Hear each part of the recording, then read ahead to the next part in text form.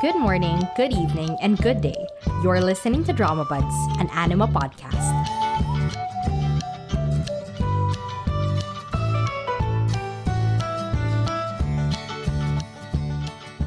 So hello everyone, welcome to today's episode of Drama Buds. It's a continuation of the recording from last week where my friend and I were talking about the Makoto Shinkai movie. So today we're finally gonna get to Suzume, which was supposed to be the only topic of the episode. But before we do that, I want to react to the Baeksang Arts Awards, to the winners from last week, because the votes were just revealed this morning.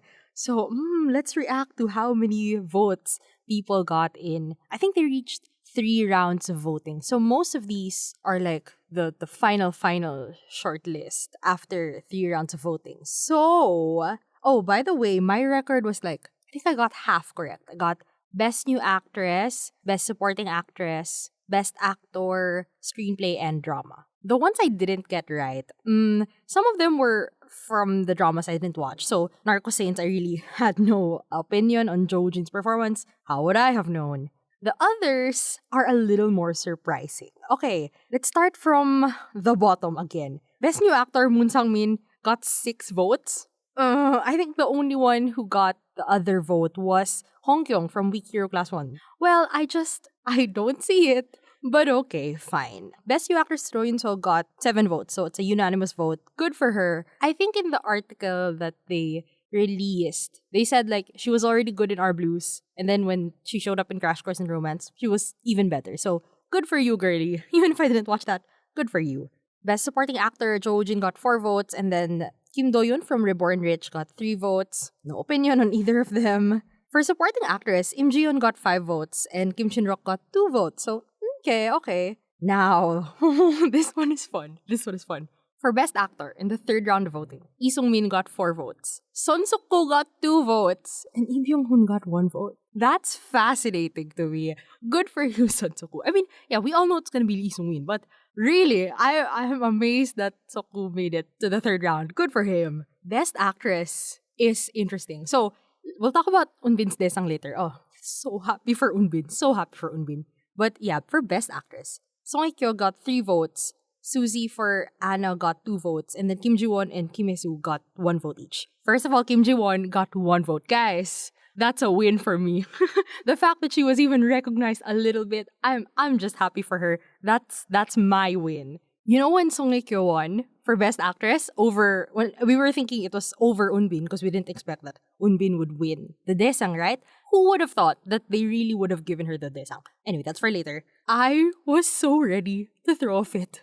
I was so ready to be mad because I just disagree so much. Like, it should have been Unbin. And then when they announced that she was the Desang winner, okay, it's all good. I'll take this. I'll accept it. I also have to comment on Suzy getting 2 votes. I finished Anna, like in the week after I released my Baeksang Predictions episode.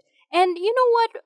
Mad props to her. She was in 90% of that drama. She was in almost every scene. And my comments on the drama, I'll talk about it in my Q2 recap at the end of June. But genuinely, she carried her role. I'm really happy for her that she was able to showcase how much she's grown and that she got recognized for it. Good for her. I still believe that Kim Hye-soo was snubbed, you know? I'm sorry, I still think it should have been Kim Hye-soo, but whatever. And then, for Best Director, after 3 rounds of voting, it was only a difference of 1 vote. Because Attorney Woo got 4 votes, and My Liberation Notes got 3 votes. It was so close. I still fully don't understand why Attorney Woo won.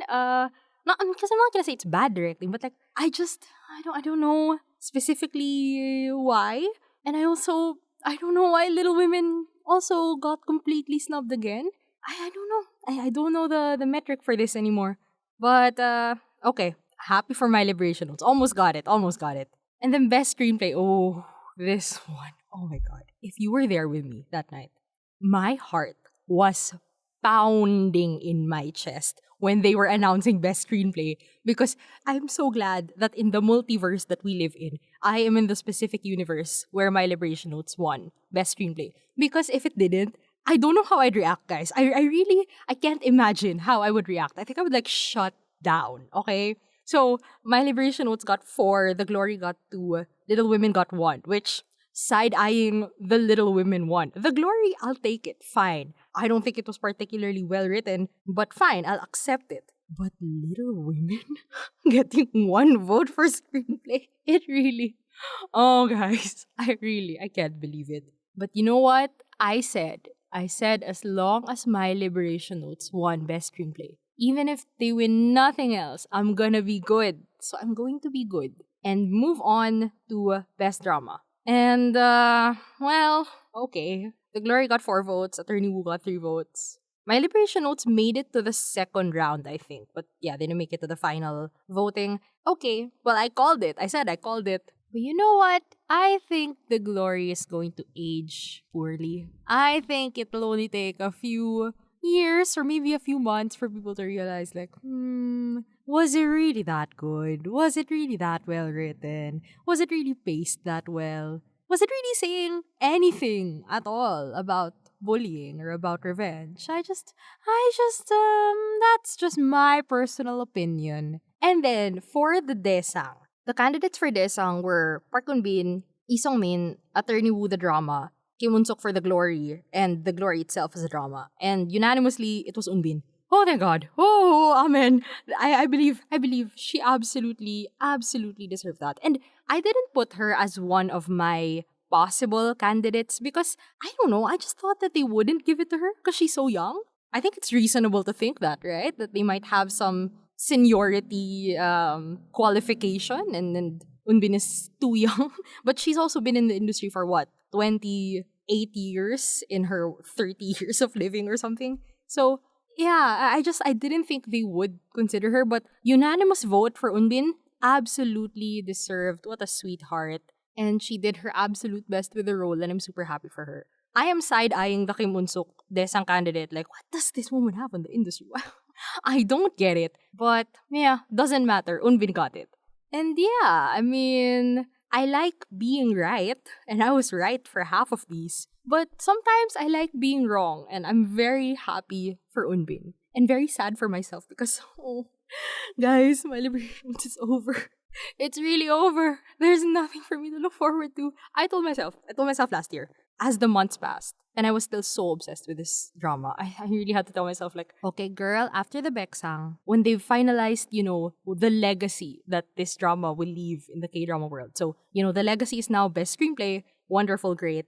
After that, you gotta move on. You have to move on with your life. You can't continue being obsessed with this. And I'm gonna honor that because I need to move on. But my fear, my worst fear about writer Park Hae-young and her connection to me, her telepathic connection with me. My fear is that she's gonna come back in 3 years, 4 years. I'm gonna be 26, 27 years old. And the thing is, I don't know where I'm gonna be. I can't see 4 years in the future. I can't even see 6 months in the future, okay? I simply don't know where I'm going to be in life when she releases her next work. And my fear is that she will know where I'm going to be. And she's going to write another gut-wrenching drama that's going to make me feel seen in every angle.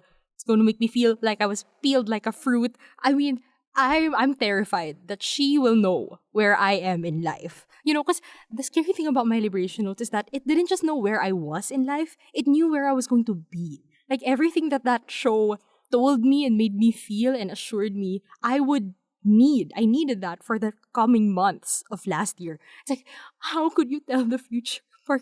It's so scary. It's so scary what this woman knows about my life. So, my worst fear is that she's gonna come back when I'm 26, 27, and she's gonna set me into another spiral. And you know what? You crazy woman. You do whatever you want. I'm gonna support you.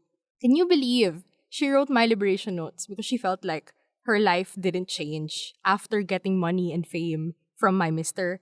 And then she won the Best Screenplay Award again. And it's like, mother, what do we do? You keep winning. What can we do? I hope she writes like a silly little rom-com just to take the pressure off or something. But then even that silly little rom-com might, absolutely ruin my life somehow. So I don't know what she's going to do next, but I will always look forward to it. Anyway, how do I segue this into the actual episode? So in my sadness over my need to move on from My Liberation Notes, I was listening to the OST again and, getting sad over it. And I was listening to Be Together by Lee Jun Young. And it reminded me of this Radwimps song from Weathering with You. And oh, Radwimps! What a great segue to Makoto Shinkai's next work, Suzume, which is the actual topic of our episode today. Yeah, it's just continuation of the recording from last week. So I hope you enjoyed this not so quick Baeksang reactions segment and enjoy the rest of the episode.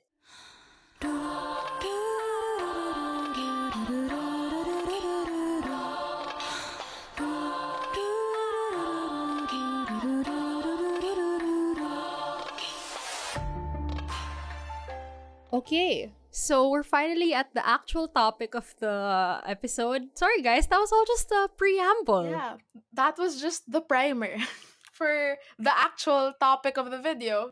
Okay, so um, the actual episode is about Suzume, Makoto Shinkai's newest work. So we attempted to do this without spoilers, but we have no self-control and we want to talk about things.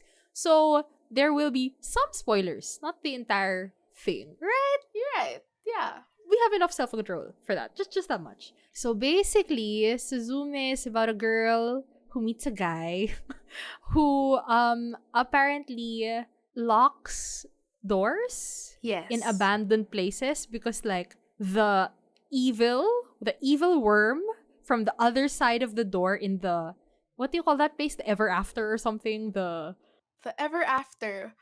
that's the place where the dead are, and there's evil on the other side in that universe, and it comes out through these doors. And so he's from like a long line of, what do you call them, closers, I think closers. Closers, I think, was the term. So he comes from like a long line of closers, but then she accidentally sets free this like keystone being that, It's like a safeguard. They sort of hold the chaos away. So they're put near the doors to help keep them closed. But she accidentally uproots the key.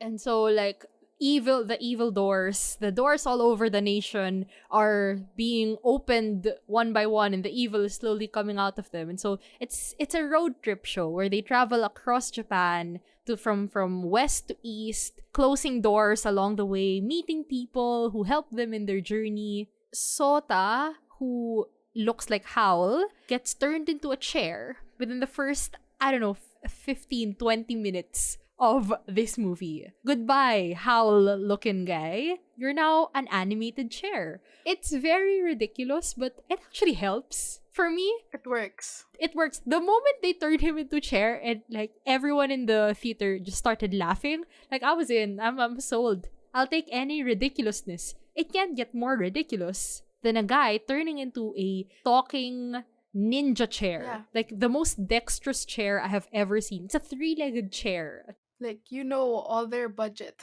went into animating, into CGIing the chair. Wild stuff. Yeah, it's a road trip movie. They meet people along the way.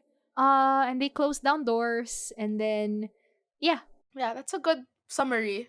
we will spoil a little bit more past that initial premise, but not that much. Still worth watching, I think, after this. So, initial thoughts when we were watching it or after we watched it. We made a joke in the cinema when we were watching. Oh, like this is the movie of that hypothetical question. Would you love me if I was still this inanimate object? Would Worm. you still love me if I was a worm? Well, like in the trailer, because I remember when the trailer came out and people were saying, oh, Makoto Shinkai, he's making the same movie over and over, but this time the guy is a chair.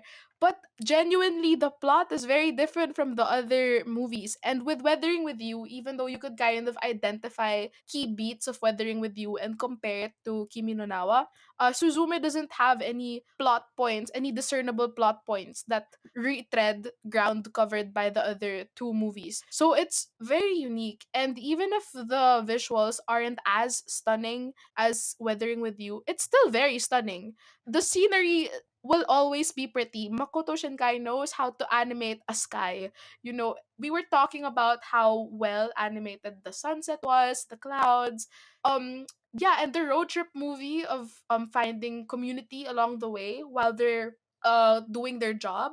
I really liked it because my favorite trope is found family, and I like how they were finding community along the way, especially because Sota, aka Howl, was he mentioned before how lonely the job is because you have to keep going from place to place, closing doors, and he doesn't really get to interact with people. Like, it sort of implied that the way they were handling closing all the doors this time around with Suzume, it's different from how he usually handles it, because he usually handles it alone. But Suzume found people willing to help her, willing to support her in her journey. Like, she literally comes to the mainland from her province with nothing but her school uniform and her phone. She's given, like, she meets people, she's given clothes, she's given a bag so that she's not carrying around a chair like a weirdo. You know, she's given a hat, she's given provisions. And I don't know, I really liked seeing that. I really liked how the supporting characters were involved in the plot. Again, with same with Kimi no Nawa, they're not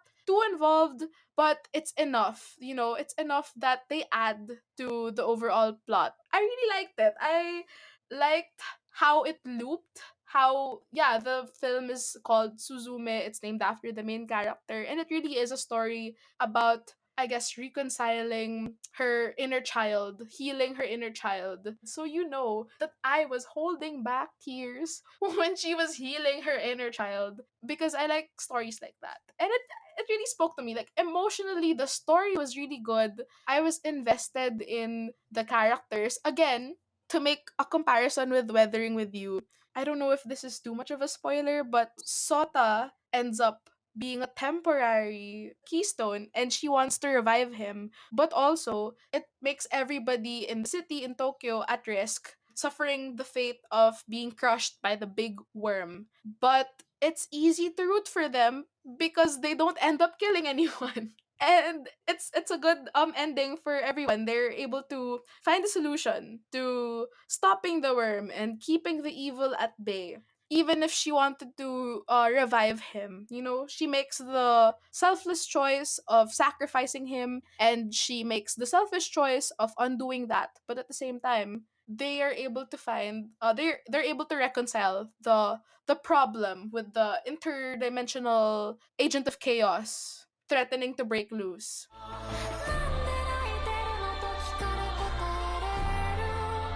涙なんかじゃ僕ら出会えたことの意味にはまるで追いつかないこの身一つじゃ足りない叫び君の手に I'm gonna spoil something huge, like huge, like last 15 minutes of of the movie, huge. So if you don't wanna, if you don't wanna hear it, like just keep skipping a few seconds ahead. Anyway, something I liked about this movie was how it handled a time loop. Can I spoil this? Can I start talking about this? Because not a fan of time shenanigans. Mm. I'm not the biggest fan of like time travel shows, or you know how like, you know, there's a walkie-talkie from the 80s and a walkie-talkie from the 2010s, and then they communicate in different times, or time loop, time travel. In general, it often just leads to more plot holes.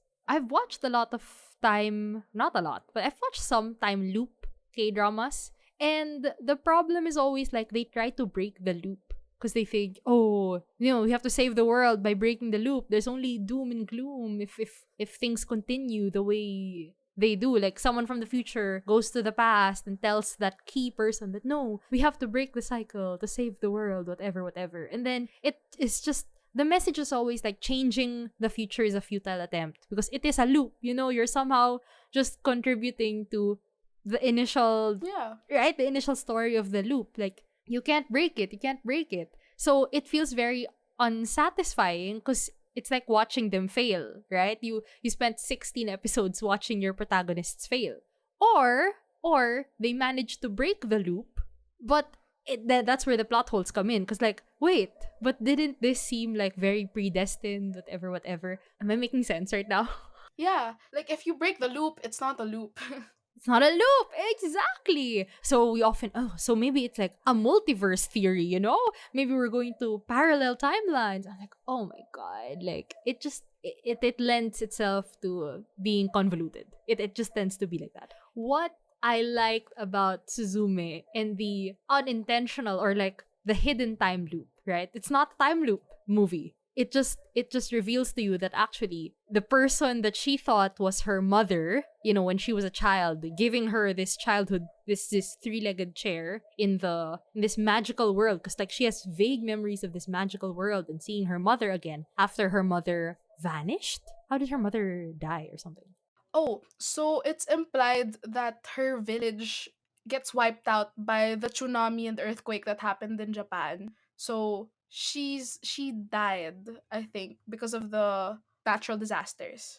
Essentially, like, you know, a child attributing a memory or a moment in her childhood to like some magical happening, like a fairy dropping by or her mother, you know, coming back from the dead to give her a final gift, and then she never sees her mother again. Like, children often make up quote unquote those memories to like help them cope with what they've experienced, right? But it is revealed actually that it was her in her adult form now, like present Suzume, going back into that into the ever after, into the other world to give her younger self that chair. And like, you know, it's time looping. She recognized like, oh, this was the memory I had, and I am just continuing that memory for my past self. What I like about the execution of this is that it's not about breaking the cycle. They're not trying to change anything. Like, it's just an acknowledgement of the loop. So it doesn't lead to any like convoluted plot holes or anything. It just so that's what happened, and less of a, oh, we have to change everything. It's not convoluted, yeah. I liked it. And also how the movie was able to sort of foreshadow. They leave little hints of the time loop existing, and it's revealed at the end, but you're given enough of like a breadcrumb trail to kind of follow what's happening. But yeah, I think your explanation with the time loop and how usually in media it does lead to convoluted scenarios because you really have to suspend your disbelief, and there's a lot of theories, or there's a lot of like theorems on how time travel could potentially work, and you can pick and choose which one applies to your story. But honestly, keeping rules consistent when it comes to time alterations is very difficult. So this one was really nice. It slotted into the story really well without it being confusing, and it was a very peaceful scene when it was unfolding. 君の洗い方はなぜか寂しさに似てた君の歌い方は今日の朝焼けに見えた何千年後の人類が何をしているかよりまだ誰も知らない顔で笑う君を見たい Okay, and spoiler for those who were skipping around, the spoiler's over. What else? What other things did we like about it? About the road trip movie and all the side characters. It felt like reverse Weathering with You, where instead of, you know, all the people trying to tell this child to just go home, that you're a minor, that you can't do things by yourself, they're all like very supportive, surprisingly very supportive of this runaway child and this chair going into like ruins in the middle of the woods or something, or like, you know, very rundown amusement parks that are probably a hazard. But no, they're very supportive of this child. The thing is, you would generally, if that happens, you'd be like, what's wrong with these adults not protecting this child? But then, because they hit you with the three-legged chair, suddenly your disbelief is like, I simply believe everything now. Because that man is a chair. So, It works with the context of the film. good for them. Good for them for figuring out that the best way to make people believe this is to just throw in something so ridiculous that the logic is out of the window. No more logic. No more logic. Only three-legged chair. Anything else before we get into like negative stuff. Go. I really liked, again, the urban fantasy elements that Makoto Shinkai always inserts in his films. Like with Daijin, there was a scene where they're at the bar, and it sort of implied that he can choose the form that humans see him in. The waitress or the bartender sees him as a guy, but Suzume sees him as a cat. So it's like, yeah, it's little touches like that helps with how Makoto Shinkai builds his mythos when he's making movies, because there's always like this ancient power, there's always like this resting spiritual connection that people have forgotten, and it's a recurring theme in his works, but it's not necessarily about that. It's just sort of part of the rules in the universe that he makes. And I really like how it's integrated into the plot and how characters interact with elements like that, like with how they close the doors, so they have to imagine the people that lived in the area, because it lends to the energy, it lends to the power that they're using to close the door, to keep the evil locked up. And with the other keystones showing up, like there's a second keystone that shows up like an even bigger cat, and you sort of just accept that, okay, yeah, this keystone's here now, and it can transform into this mega beast that fights the worm. And it's very visually stunning, by the way. The fight scene between the worm and the cat, it's a background event, it's not really the main focus of the scene, but it's still really pretty, and the sound effects that they do for it is really good. They collaborate with a different composer for this movie, by the way. It's not Radwimps. Or Radovs is still there, but there might be someone else involved. Yeah, there was like a different person involved this time. So you hear it, but it's not too similar to Kimi no Nawa and Weathering with You, because that was also something I noticed in Weathering with You. It kind of sounds like, oh, this song, this is Zen, this is the equivalent of Zens in Kimi no Nawa. For this one, it was its own style. The soundtrack was its own style that lent to the narrative, because again, it really helped. It was very epic proportions, the fight sequence. I guess, yeah, the fantasy elements were cool. It's cool that Makoto Shinkai doesn't have to necessarily like explicitly explain the rules for you to understand what's happening in the background. And since it's not the main focus, you're not given like this, how usually when people info dump or give their expositions in fantasy worlds, is like, oh, these are the rules, these are the terms, this is the hierarchy, these are the names of our gods. You're not being bombarded with information like that. It's inserted into the story naturally. So that's another positive that I like from not just the Suzume film, but in Makoto Shinkai's works in general. 僕にはない僕にはないものでできてる君がこんな僕を形作ってるそんなこと言うと笑うんでしょそんな顔でさえ見たいと思ってる So, in general, as I was watching this, we were in the cinema. It was a fun experience. We're like, the plot kept moving, really. I've heard some people say it kind of got draggy, like he turned into a keystone and then things were sad. But it's just like an emotional arc. It makes sense. It's fine. However, what I would like to criticize a little bit are the characters. I think this has a pretty decent, strong, fast-moving plot, but the characters felt like they were just moving along with the plot. You know what I mean? Yeah. Like Suzume. We learn nothing about her. And then suddenly, she's going to the door. Suddenly, she's closing the door. Suddenly, she's picking up the keystone. And now she's involved in this whole thing. Like, okay, we know a little bit about her backstory, that she doesn't live with her mom, so she lives with her aunt instead. But then, she just jumps straight into the story. Which usually is okay, but Yeah. compared to...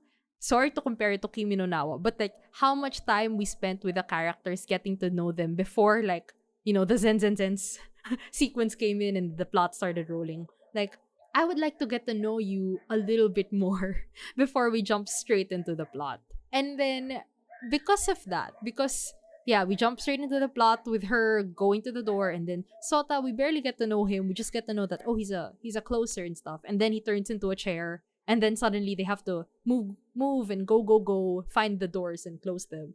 There's just no downtime. Really, there's barely any downtime to get to know them. Only when they like meet the supporting characters along the way, who are also very, they're just supporting characters. They don't add much depth. Only there we get to know them a little bit, but it just lacks like the depth of sitting with them and trying to understand them. The way we had an opportunity with the Kimi no Nawa characters, which for me are really like the strongest leads and strongest like supporting characters on some family, friends, whatever.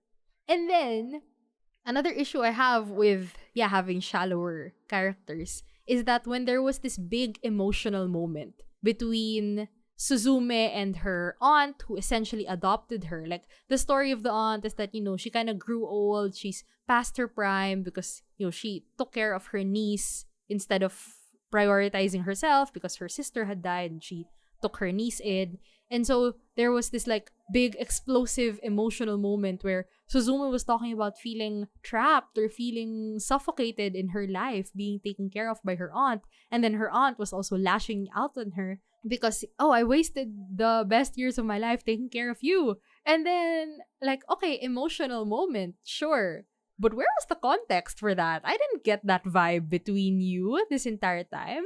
I didn't get the vibe that Suzume, chased after that door and started closing the doors because she wanted to run away from her life. The way, Mitsuha really dove straight into living in Taki's life because she wanted to be, in Tokyo, right? Like that was her big thing. Like she wanted to experience the city life. So I understand why she was so like all in to that story. But with Suzume, it's like, why are you here? It's all coincidence, right? That they met each other and that she decided to do that. So it just lacked a little bit of personal motivation. It just felt like go, go, go. It felt like she was being swept along by the plot, but she wasn't really actively like changing anything within the story. Like Suzume could be any other character and it wouldn't really change the plot that much. Like these characters didn't shape the plot. They had to follow it along, sort of. And yeah, the big emotional moment when they were interacting, there was never any implication that they were both dissatisfied with anything.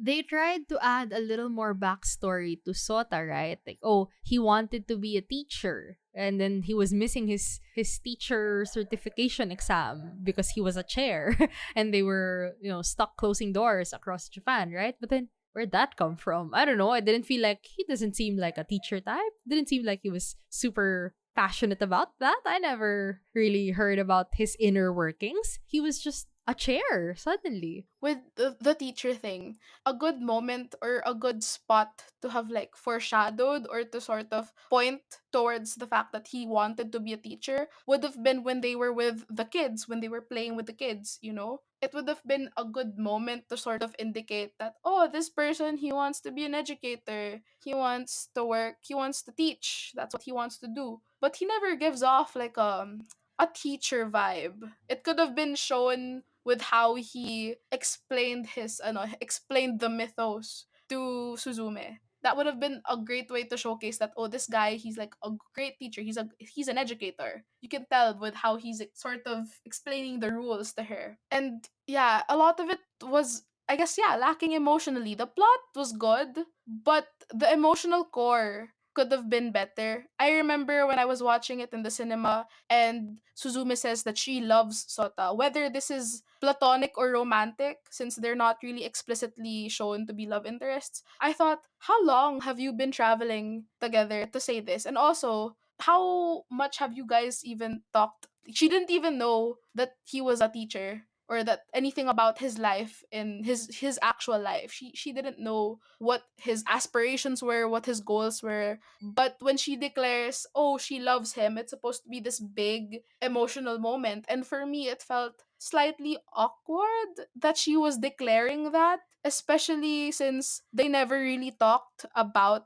themselves. Like there was this kiss that wasn't really shown explicitly on screen where she kisses him as a chair to bring him back to life or to like wake him up. And there's this scene when they're on a train and she's hugging the chair because she's asleep. And they're sweet moments. They're cute moments that don't necessarily convince me personally, they don't really convince me of, oh, this has grown into deep love. Like, this is genuine affection. I thought at first it felt like she was going along with him because she felt obligated to, because she was the only one who could see the danger. She was the only one who could help him. She was the only one who knew the full context of like this chair that was running around. And I was okay with that kind of setup where she wanted to do something more and she wanted to help with stopping the chaos, especially because she partly caused it since she removed the keystone. Like, that was enough motivation for me already, but they had to also ham fist her saying that she loves him, she's declaring her love for him, and that could be taken platonically, it could be taken romantically, it's ambiguous enough that you could decide for yourself as a viewer. But I just didn't feel it when she was saying it to her aunt and to his friend. It didn't give the impact, I guess, that they wanted. And that's just my personal take on the scene. Like, when I watched it for the first time, I think I remember being like, oh my gosh, you've only known him for a few days, girl. You've mostly seen him as a chair. Yeah. You fell in love with the chair. 突然君に割り込まれ大迷惑大渋滞でもすると君はこの I agree, especially with the when he became the keystone and she lost him essentially. Like, that's the moment in Weathering with You, right? Where you think, he's gonna go crazy. He's gonna go try to save her or something. But with Weathering with You, I kind of get it. Yeah. I kind of get why he would go do that to save her, because, like, forgive the use of the word, she's the sunshine of his life at that point, right? They shared some really good times, they became really good friends, and like, I get why you say you're in love with her, or I choose you over any blue sky. I get it. For this one, it's like, I get that it's sad that he is now frozen in the other universe, in the other dimension, to protect the world, but I don't get the emotional core of any of your actions. What's your thoughts on Daijin, the cat? I have no thoughts. Yeah. I have no thoughts. Like, it was, at first we thought Daijin was like an antagonistic being, I guess, trying to threaten them. But turns out Daijin was just leading them to the doors, right? So that Yeah. they close the doors. So actually, Daijin was good all this time. Because Daijin, wanted to be Suzume's cat. It was so attached to Suzume because, like, it wanted to be her cat.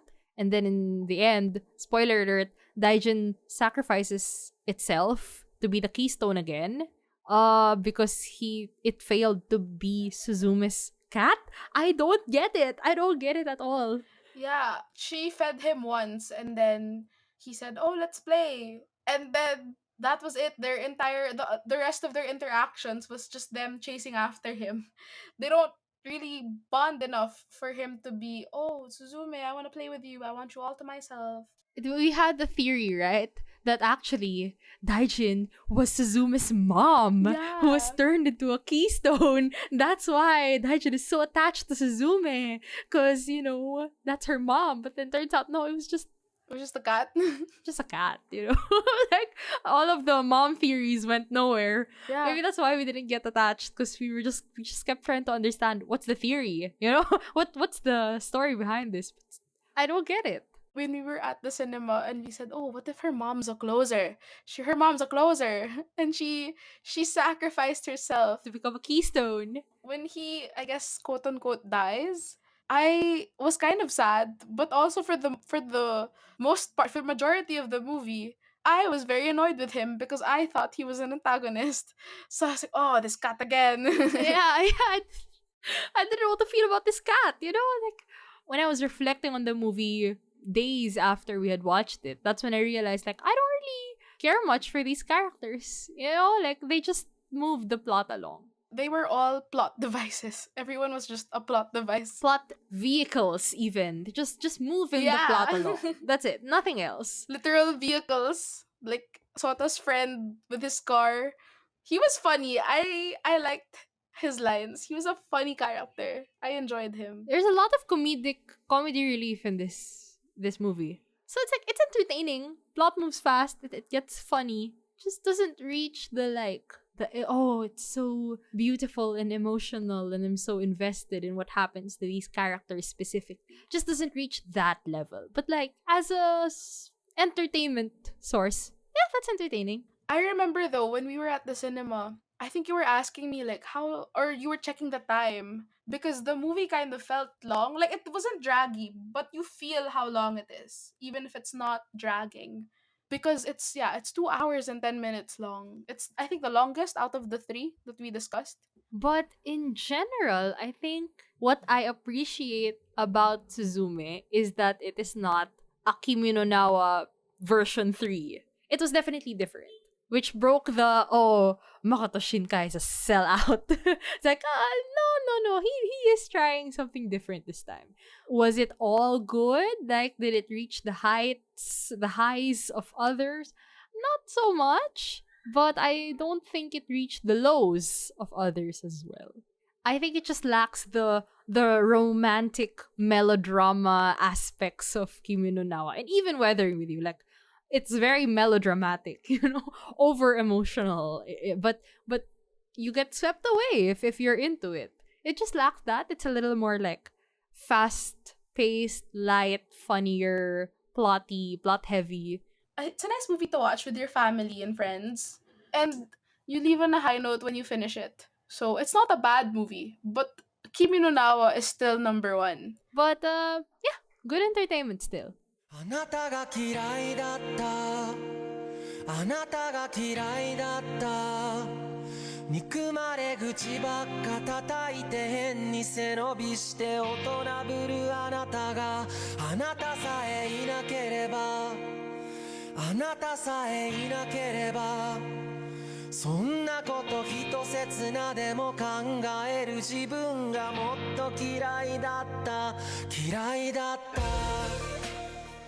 So that's it for us today. Okay, Louis, final ranking, I guess, even though it's pretty obvious what our rankings would be. Okay, rank the 3 Makoto Shinkai movies. Sure. Kimi no Nawa number 1, Suzume number 2, Weathering With You number 3. But in terms of visuals, Weathering With You number 1, Kimi no Nawa number 2, Suzume number 3. In terms of music, Kimi no Nawa number 1. Kimi no Nawa number 1, Kimi no Nawa Sweep.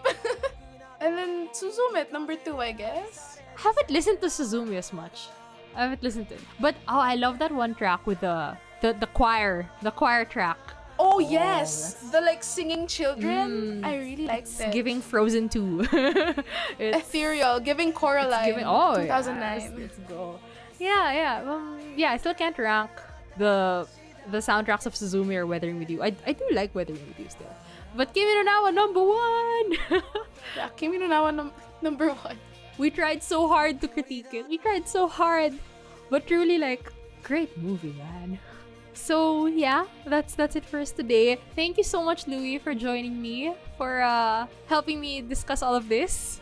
Yeah, thank you for having me. I love sharing my thoughts on Makoto Shinkai's works. Because we're nerds. We're fake film critics. It's not a joke. We really have to dedicate time after watching a movie to sit down and be like, so what did you think of the plot?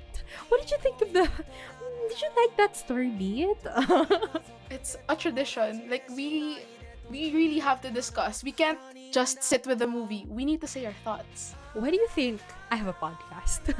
What do you think of me? you think I don't you think I know how to shut up? We talk during movies. We make comments during movies. Where are those annoying people? Welcome. That's how it is. Okay.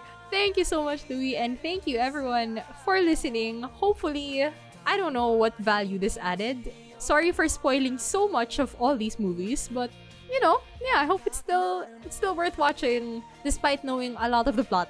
I'm very, very sorry. We have no self-control. Thank you so much for listening, and I will see you soon. Thanks for tuning in.